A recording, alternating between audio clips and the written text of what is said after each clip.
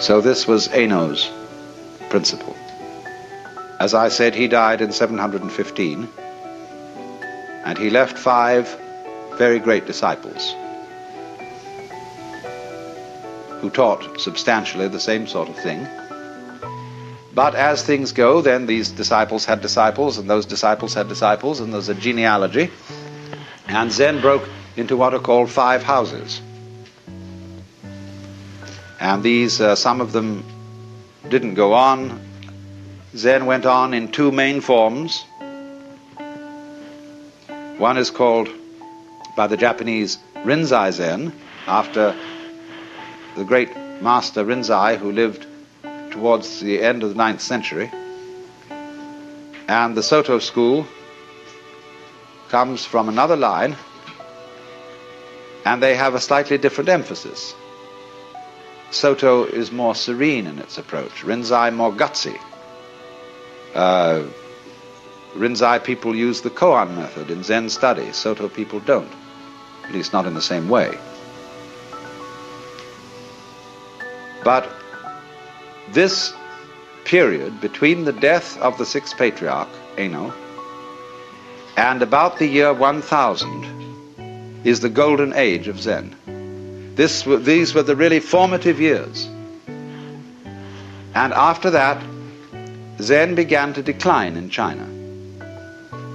It became mixed up with other forms of Buddhism, and it suffered the fate of many, many forms of meditation type or yoga type discipline.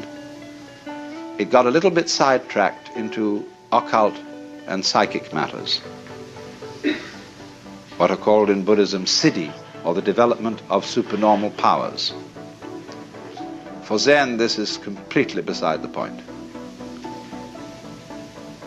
But it got involved with Chinese alchemy, with Taoistic alchemy, and all sorts of foolishness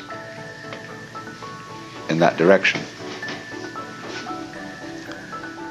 But a very strong strain of Zen went to Japan, the first being in about 1130, the monk Eisai, and then about 1200, the monk I told you about, Dōgen, who founded the great, beautiful, gorgeous, voluptuous monastery at Eiheiji,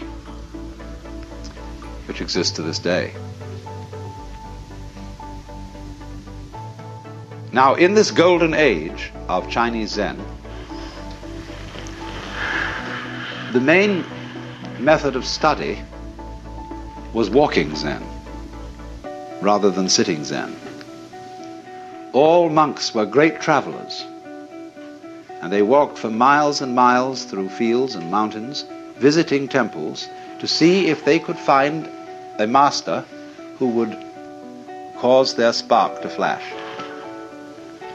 to get what is called in Mandarin Wu, or in Japanese Satori, or in Cantonese This always rather fascinates me, the way this character is written.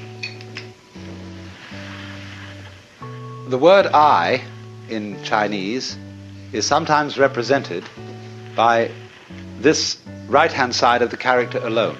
5 mouths, 5 senses. This one means your mind or heart, the heart-mind, shin. Now when we say something very surprising happened, my heart came into my mouth. Here it comes into all 5.